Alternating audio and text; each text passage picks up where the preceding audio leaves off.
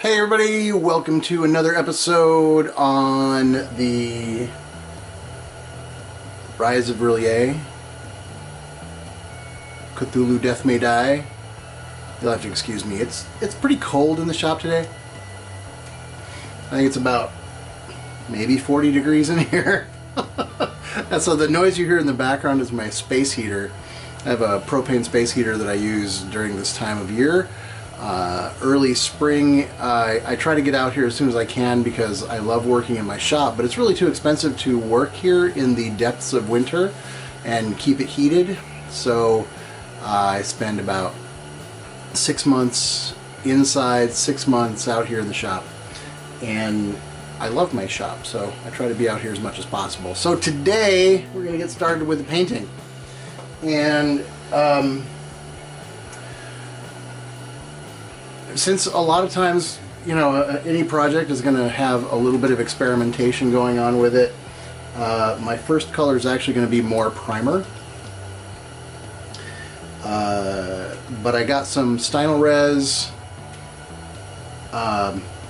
olive green primer. We'll see how this goes. I don't know. I've never used their colored... well, actually, let me be more explicit. I've used black, white, and gray Stynylrez primers. I like black and gray very much. The white I like less because it's a little bit more...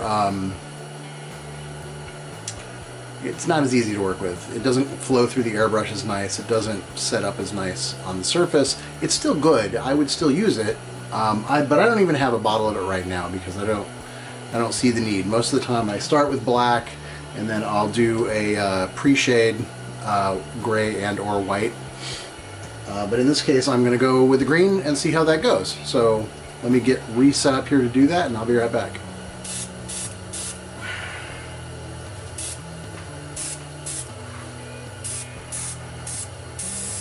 I'm back to using the Grex again. Again, mostly because it has the large cup, although I'm not hardly using it all.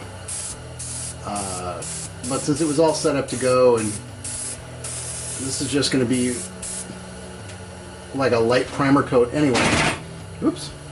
Like a light primer coat. I didn't feel the need to go down to my other brush. I'm going to make this more directional, shooting down. Again, this is kind of a, I'm kind of doing this the same way that I would do my, the white or the gray. So the black is going to stand in for some shadow here, but I'm not going to leave the black necessarily. Although maybe, you know, deep in his crotchular area I might. Because you're not really going to be picking him up to looking to see whether he's male or female. I don't think.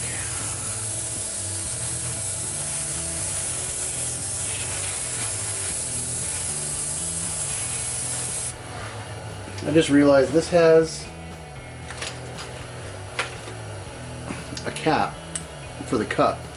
It's probably not a bad thing to have on there when I'm doing this.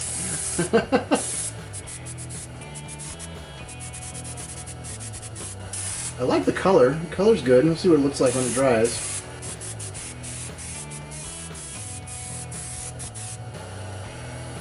Yeah, that's really nice. I'm happy I grabbed this bottle. I got the green primer on a whim when I was ordering another large bottle of the black. I got the green in that size, but I get the black in this size. That's the 16 ounce.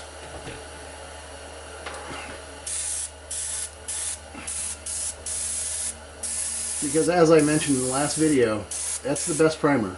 Absolutely, hands down, the best primer, the only primer I use in virtually all situations.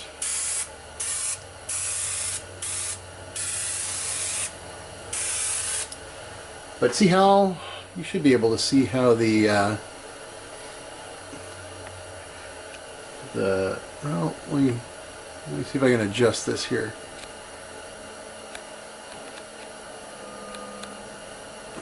Well, maybe I'm going to have to hope that looks better in the on video. Oh, I need a little more. Anyway, the doing the directional spray really picks out all the detail, and you can see all the folds in his flesh and all the weird openings, whatever you want to call those. Yeah, that's looking really good. Very happy with this. So, good experiment so far. One of the reasons I decided to buy this green was because I realized that whatever this initial kind of color coat was going to be, I was going to need a lot of it. And I was concerned about running out in the middle of you know, whatever color I decided to use.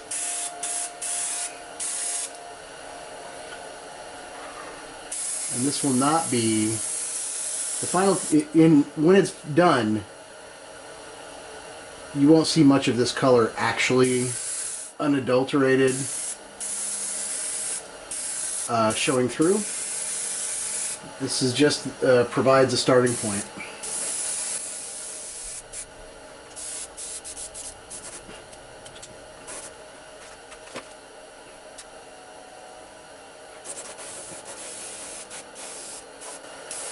Oh, I found a spider living on it.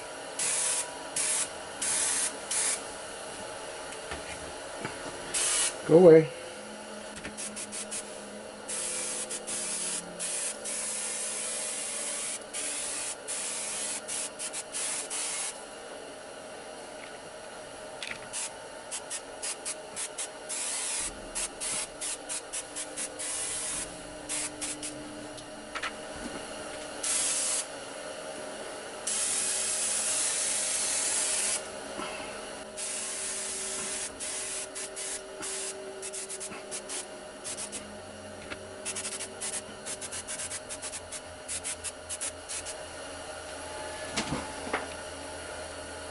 Alright, I'm going to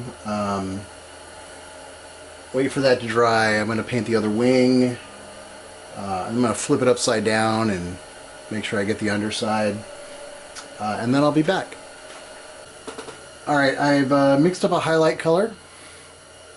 You can see it there. It is really just the same color here with a little added Watercolors Ochre 2 to lighten it up. And to shift it to yellow a little bit. I didn't want like a pastel green necessarily. Uh-oh. Oh. There we go. It wasn't spraying right, but I had my pressure turned way down. Okay.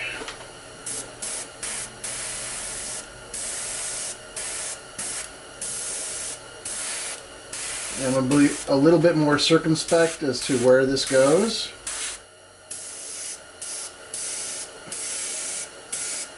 I'm going to avoid, obviously, deep recesses when possible. Focus on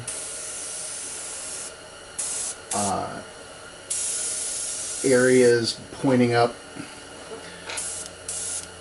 to the perceived light source.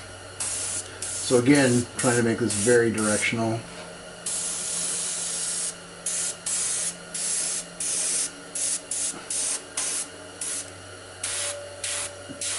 But at the same time, like when I'm coming down here, even if I'm spraying straight down, it's going to find its way into the crevices, so I'm going to try to avoid that by getting in close and just hitting the bulging areas of the skin.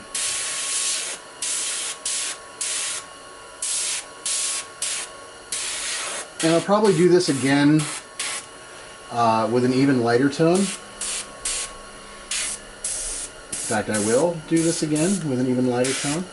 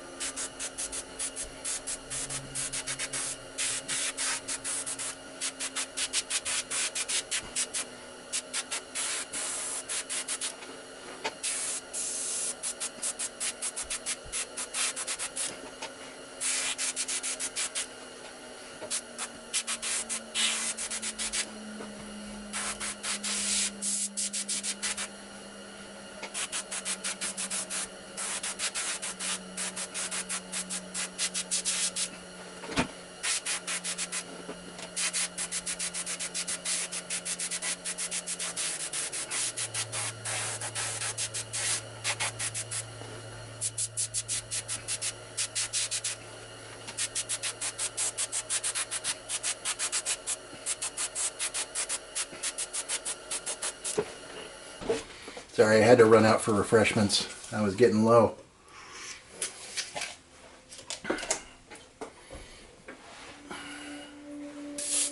Back to it though.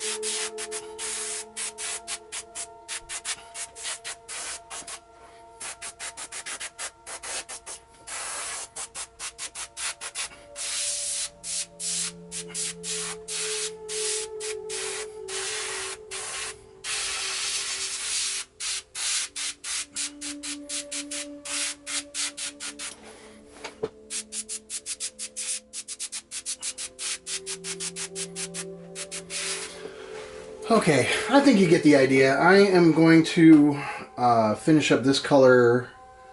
I'm probably going to make another couple of passes all around and then do the wings. And then I'll come back with the next color.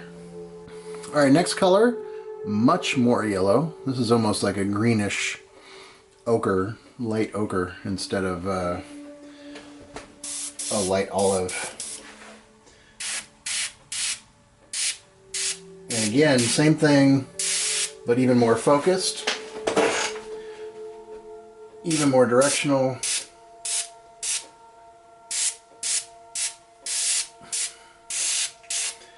Even less in the recesses.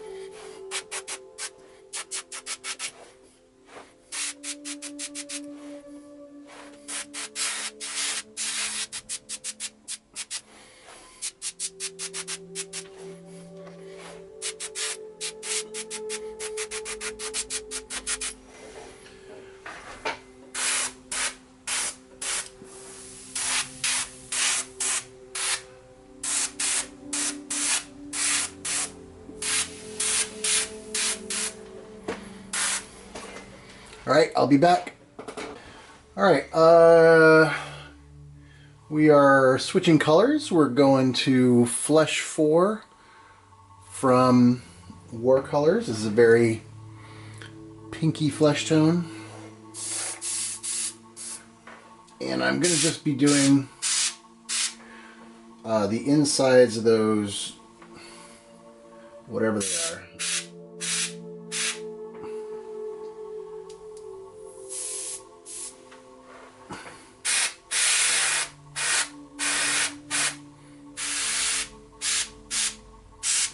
Kind of wish I'd done these a little earlier, actually.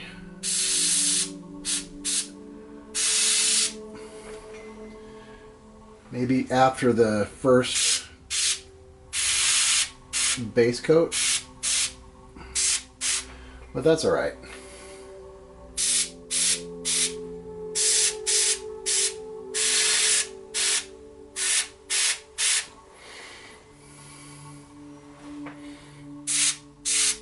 These would probably each take a couple of passes to get them to get a good coverage inside those holes.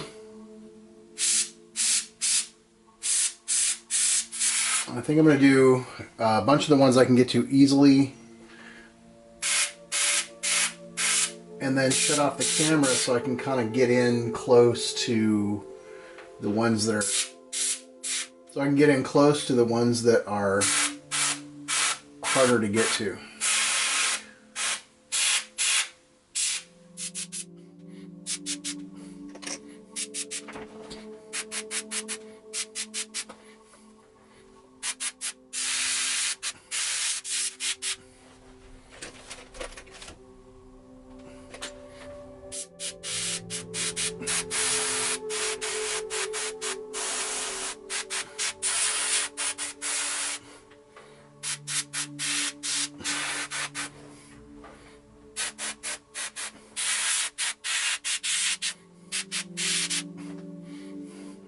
I'm really feeling like I only have this thing on my lap right now, so I can really see what I'm doing.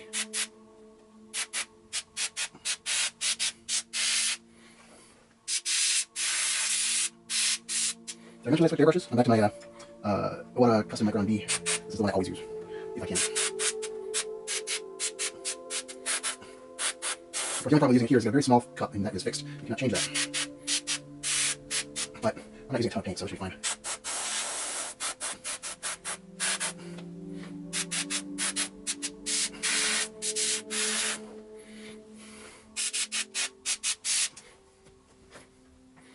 I'm just using my finger to get the overspray off of the edges when there's too much there. I don't mind doing a little bit. Like right there, just all over everything.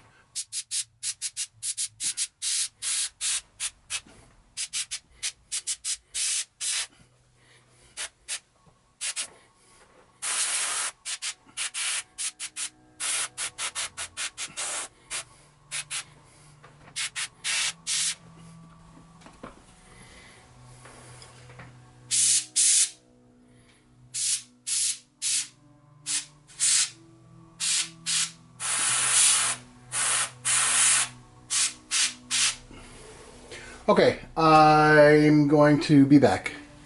Let me get some of this done off camera.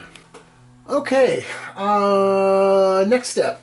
I am going to do some shading of the main body using, this is Warcolor's Violet 5.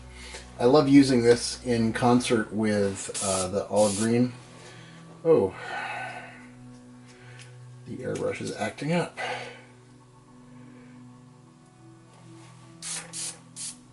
Alright, that should be good enough. I'm about due for a replacement tip for this airbrush.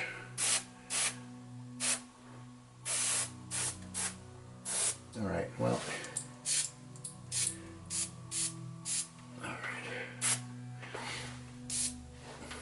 I guess I'm doing broad strokes right now because it won't give me a fine line, and I think I'm going to have to go back and clean it before I move to that, which is just as well.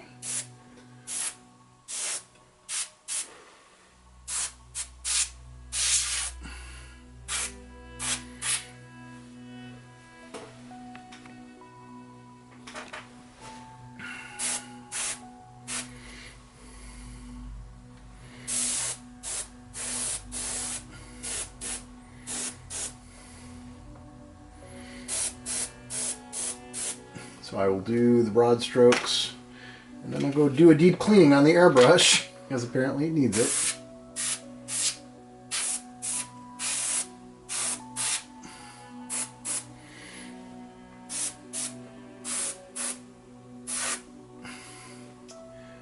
Oh, this is so unfortunate. I want to be able to get in there and do some tighter lines.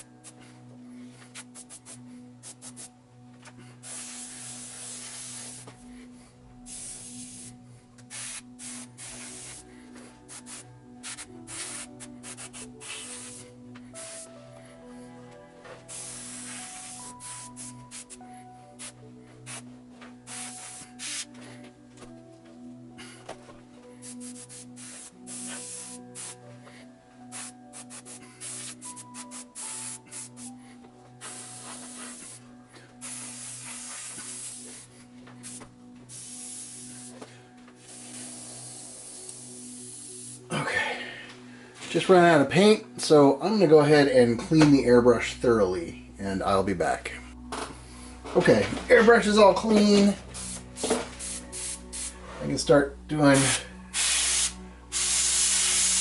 a little bit closer in work here.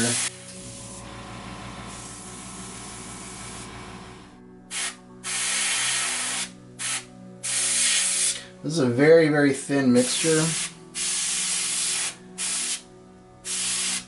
Because I want it to be extremely transparent. I want to be able to build it up a little at a time. So this process is actually going to probably take a while. I will show you a bit so that you can get a sense of what I'm doing.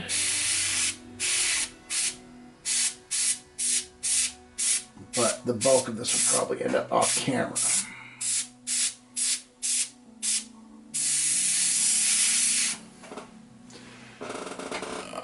Let's go in closer, maybe.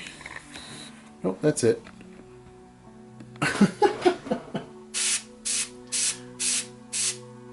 One of these days I gotta get my own cameraman.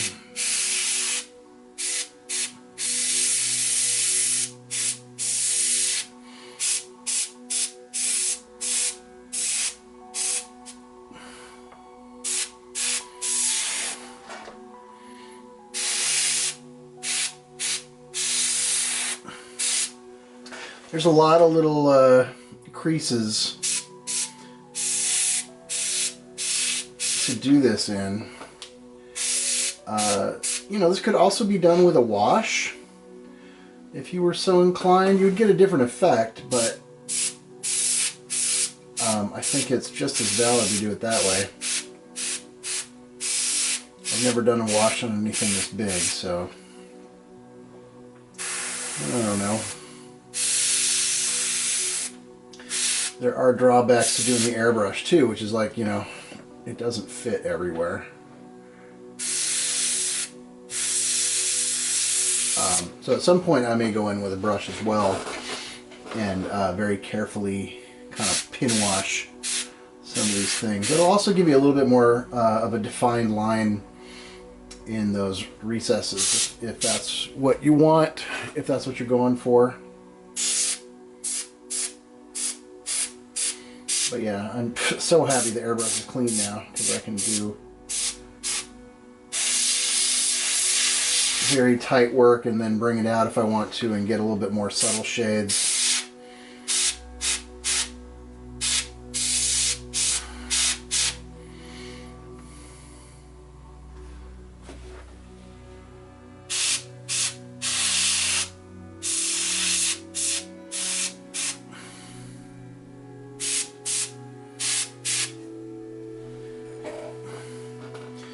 Here we go into these areas where it's tough to get in there.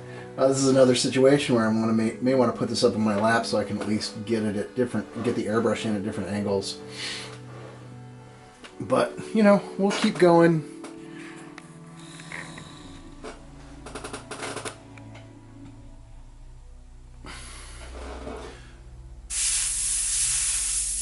Yeah, see, now I can really dig in and darken those crevices with the violet.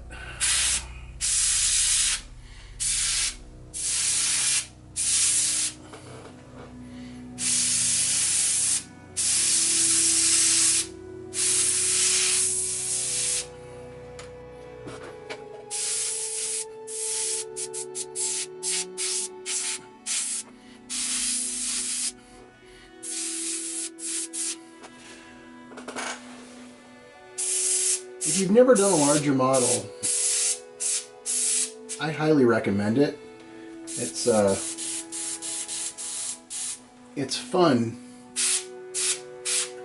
and you get to use all essentially the same techniques, but it feels so much more freeing to be able to do them on larger surfaces. You know, you're not so constrained, but you're still utilizing all the knowledge you've learned from doing very small things.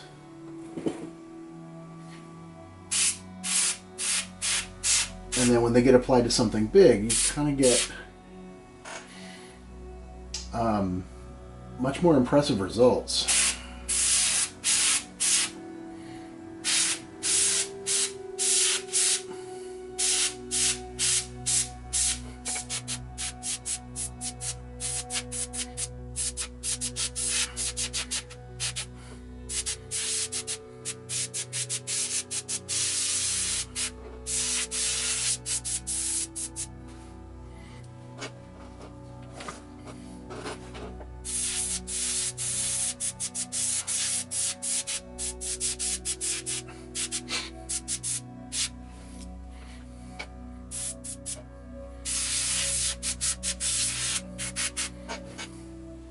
Okay, I'm going to do the rest of this off camera, and then I'll be back.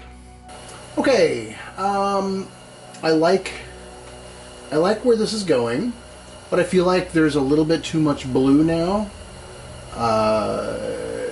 It may not be visible to you, but it's definitely visible to me. So I'm going to redden it up a bit with purple 5. And you must be thinking to yourself, hey, didn't you just use purple? And it's like, no, I use violet.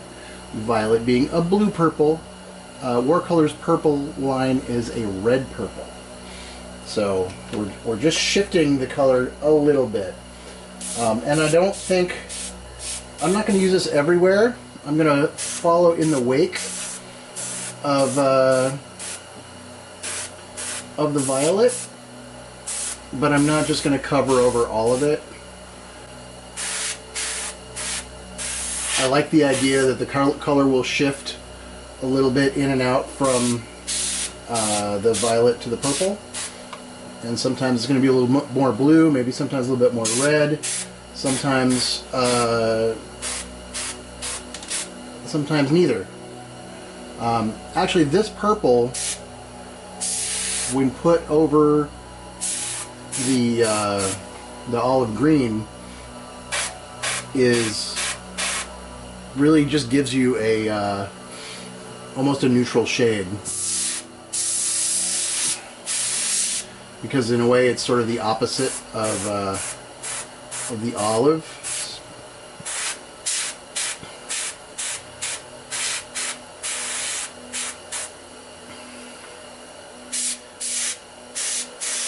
And in case you didn't know, there is a way of building like a shadow color or shade color, where you take the original color and you mix it with its opposing color on the color wheel, and maybe mix in a little black as well, and you get a nice shadow color that is not just a dingy version of your original color if you just were to mix it with black. And so in the case of olive, this purple works pretty much like that, except that it's, instead of mixing it with that color, you're filtering the green through the purple.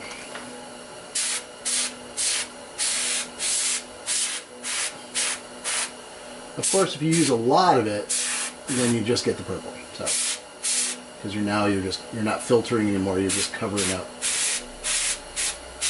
But it does mean that you're going to get kind of a range of values by utilizing that color and how much you put it down.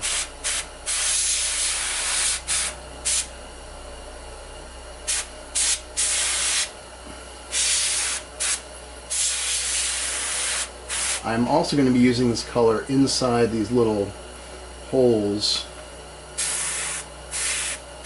and that'll give it a really cool fleshy appearance.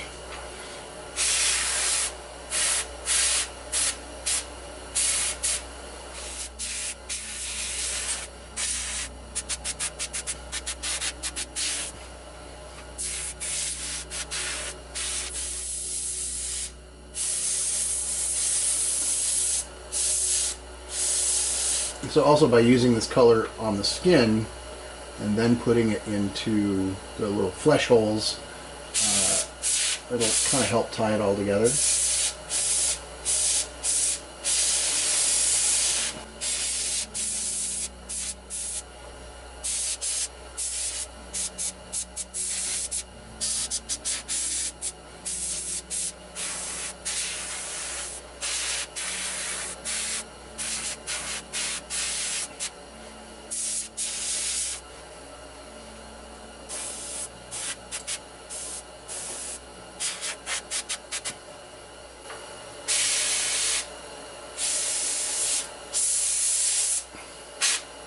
Off camera, I have actually been needing to pick this thing up and putting it on my lap and painting it that way, especially to get the underside.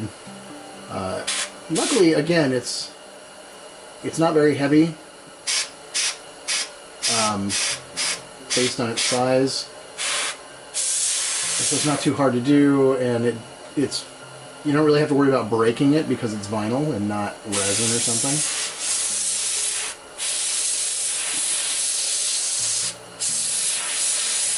So I'm happy about that.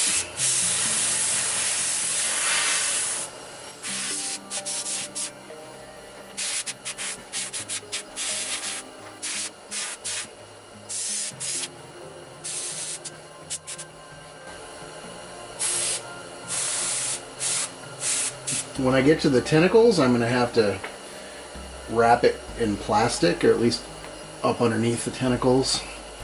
But we'll be getting to that in not too long, I don't think.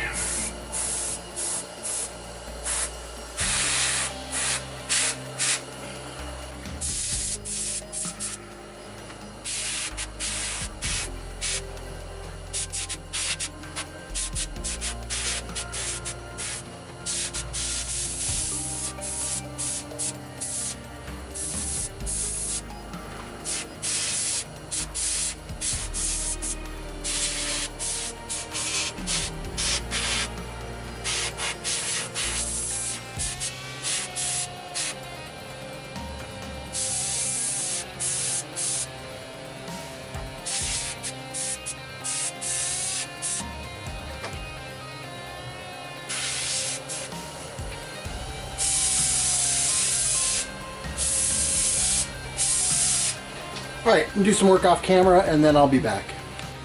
I realize now that one of the things I'm doing is really trying to break up this vast sea of green that we have here, and I've done that primarily by working down into the crevices, but I think I'm going to work up now and do a little contrasting highlight color. And I'm going to use this sparingly, and this is actually Watercolor's Transparent Flesh, or Flesh Transparent, and I have used this a little bit in the past. It works well with this color, but as it is a transparent color, you can do it sparingly. You know, as a little bit of a filter, but as you put on more and more of it, you get a nice transition. very subtle transition. Oh my, the trigger is sticking a little.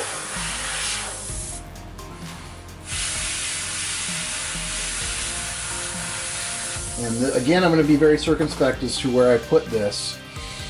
I'm probably going to use a lot of it on the wings, and I haven't actually been showing you guys the wings, but as I've been doing the rest of this, I'd pick up the wings and then work on them.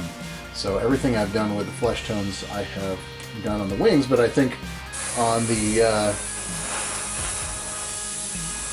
I don't know what you want to call this, the webbing on the wings, the flesh of the wings, I'm probably going to try to shift the color a little bit more than I do on the rest of this. But I don't want to do too much. I don't know what that means. Well, I don't know. You know, I don't know. Too much is, you know what too much is when you hit it and you're like, oh, that's too much.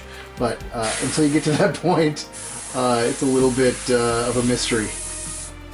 So I'll just hope, you know, and I'll do enough. And maybe too little. And maybe that's really the thing, is you do a little bit and a little bit more until you're happy, and then you stop. So then you don't do too much. But this is good. You know, I think this will make it look a little bit more like an actual, you know, like living flesh, as opposed to just this weird green and purple thing. I think the more lively the color is, the more transitions, the more shades, the better, as long as they all work together.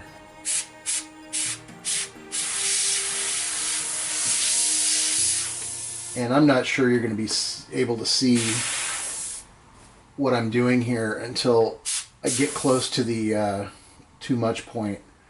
I know that even as I look at it, I can see the color going down, but I also know that I can only barely see it. But that's what I want. I want it to just almost be hidden.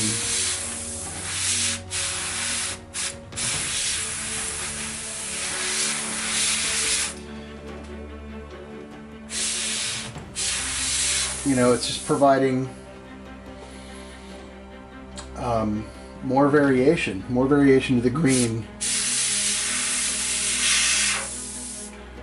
while bringing it more to a kind of a living flesh color. I don't know if you can see any of that. You know, the monitor that I use to make sure that I have things in frame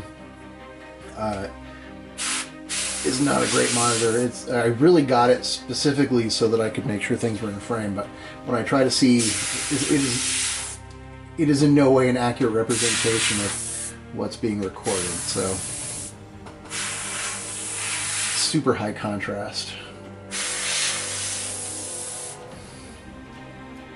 And a lot of times I worry about it when I'm looking in the monitor, whether or not I'm getting a decent shot, and then when I get into editing I realize, oh no, I don't know why I was worried, this is fine.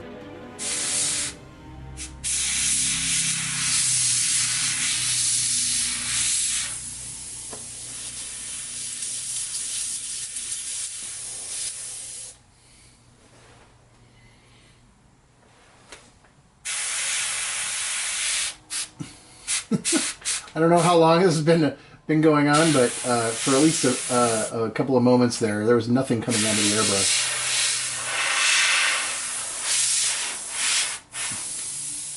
Now I can at least see a shift in reflection as the wet paint goes on. And sometimes that's all you need, is just to know that something's happening.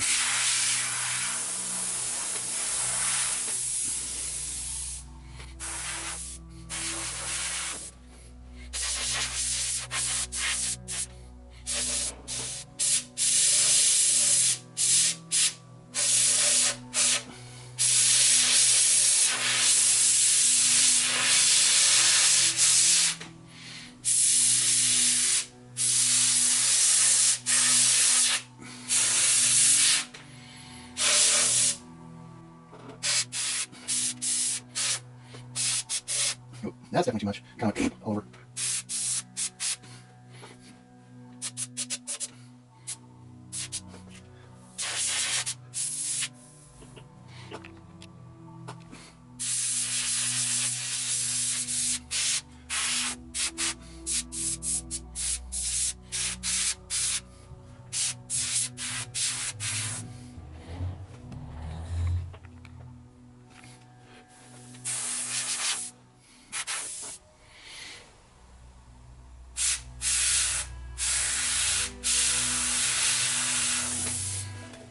I tried looking at the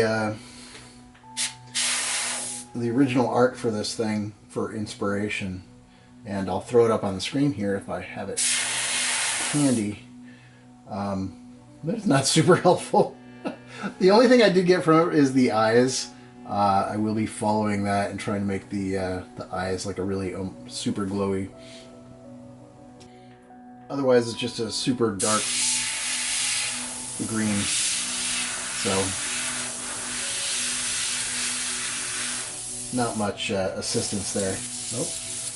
We got nothing coming out of the airbrush again. There we go.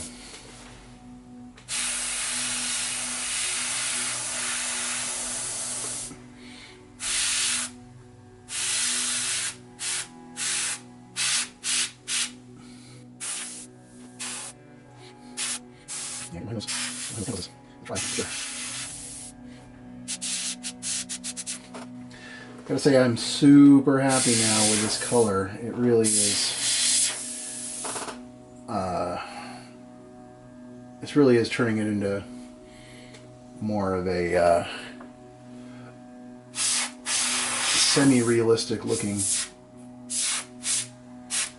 monster flesh. If that's not, if that's a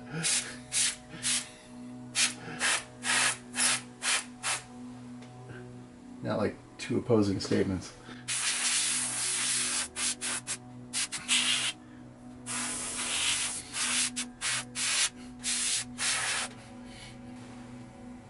I really do hope you can see this, because although the color is subtle, it does make a huge difference.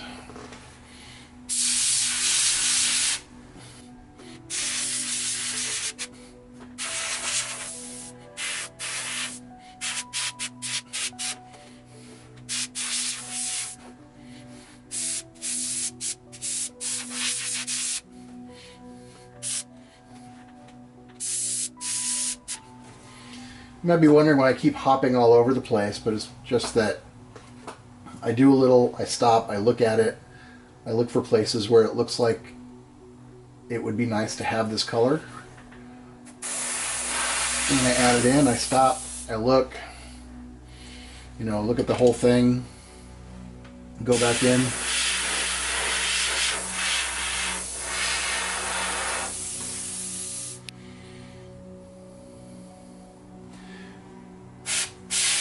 It's a little tough working on something this big because there's just so much there.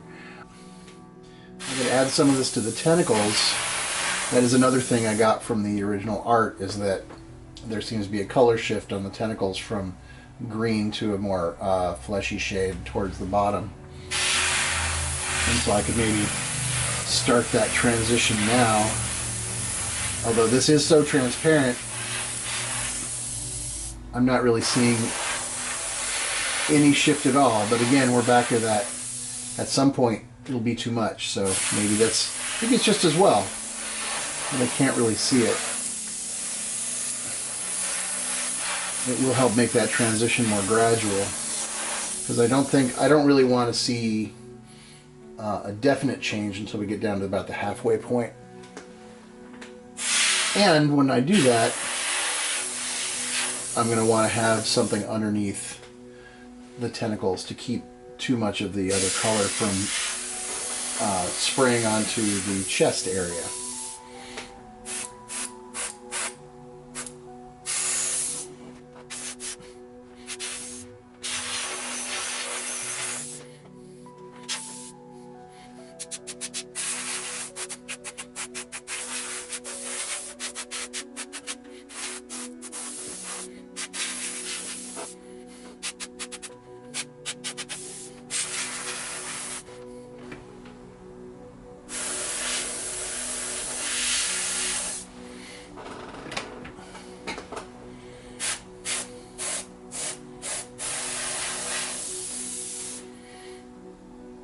You know, the detail in this is so deep and so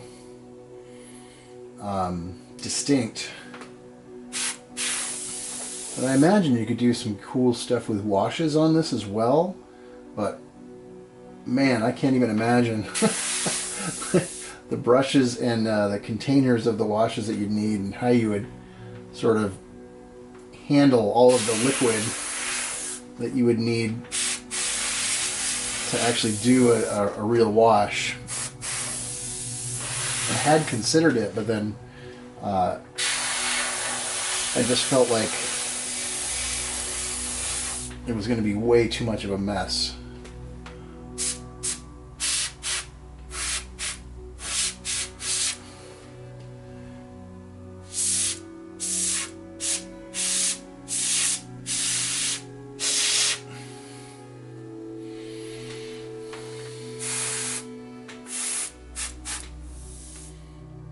Alright, I'm going to do more of this off camera. I'll be back. Okay, I'm going to finally do the wash in the little holes in his flesh. I see, got to find one of my cheap brushes. I'm going to be using, again, as I said earlier, Purple 5.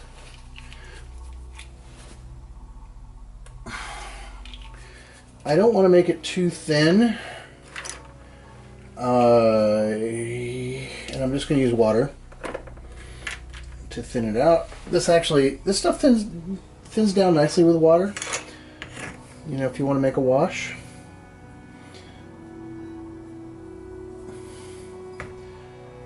But I've used this stuff enough now that I really get how it behaves for the most part. And sometimes it'll look thicker than your wash should be.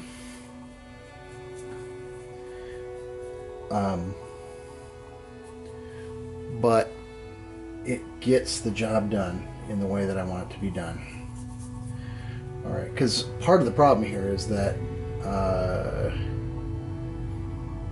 it's going to want to, if it was too thin, it's all going to pool down in the bottom because this thing is just standing up. Here, let's take a look back at where we're working again. We'll start there. And I don't want that, so I want the wash to be just a little stickier than that. Let's see how this works in here.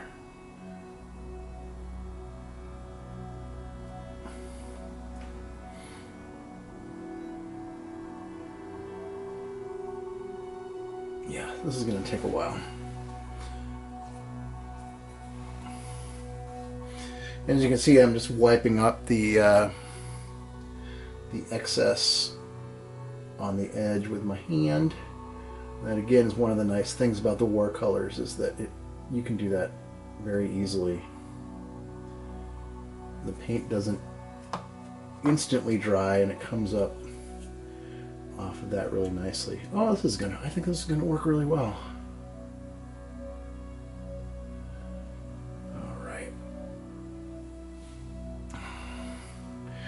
What do we see? Oh, okay. Let's do this one in here. And that one. Here, there. And then I can just wipe both those real quick. It'll go faster if I do it that way.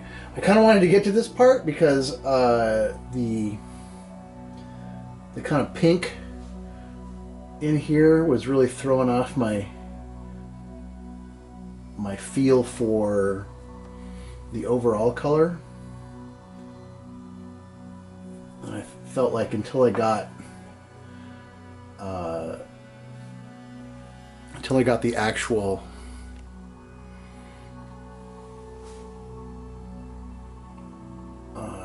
colors into these holes, that I wasn't going to have a good sense of what this thing actually looked like. So yeah, this is an important step for moving forward.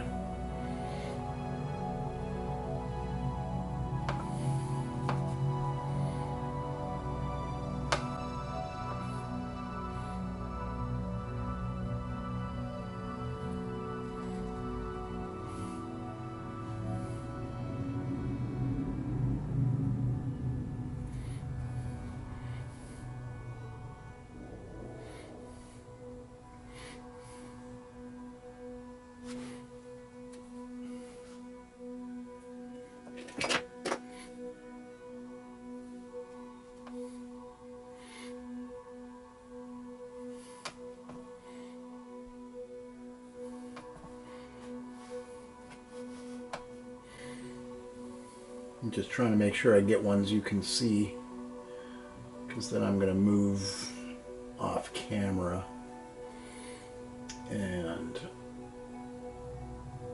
do this. Do the ones that I can't do without getting in front of the camera and blocking your view. Oh, I'm already doing that. Look at that. There we go. I guess that's a little better. That's what happens when I'm not actually looking at the monitor. Can't see this big old hand is in the way.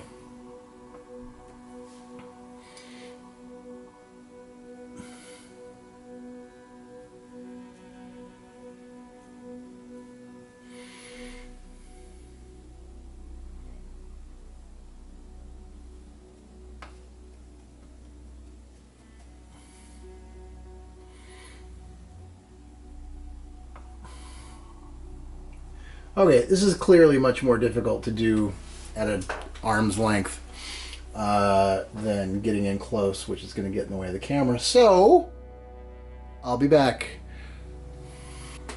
Okay, so that was a task. Trying to get to each and every one of these little recesses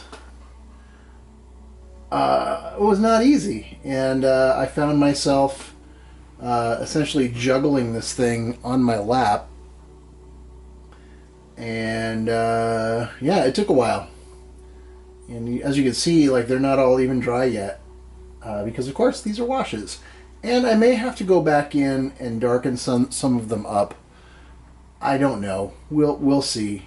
But I can't put the wings on until I feel like that's done. But I think I might do that next. Maybe. I'm gonna give it some thought. I could just wait until everything is completely done. But it is going to take some wrangling to get these in here. I think a little bit of heating and gluing to get them in there just right.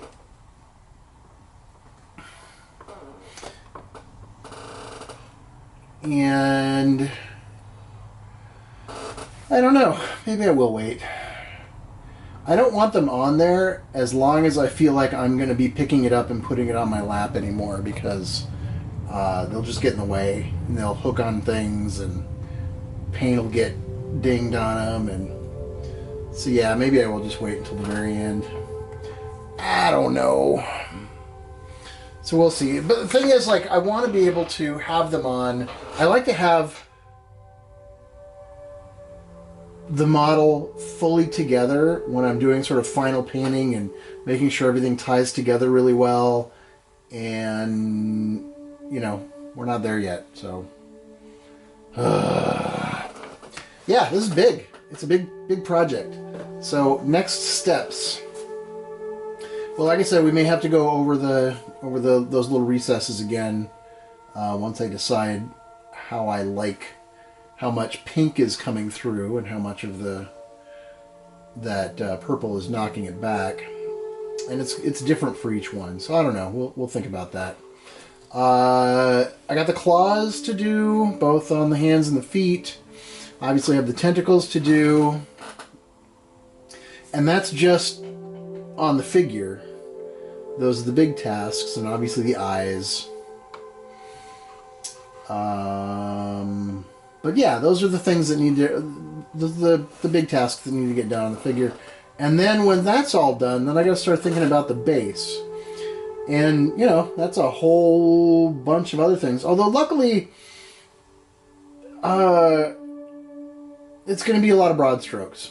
You know, the ground is ground, and then there's some water down here, and then the monolith, I don't know, whatever you want to call those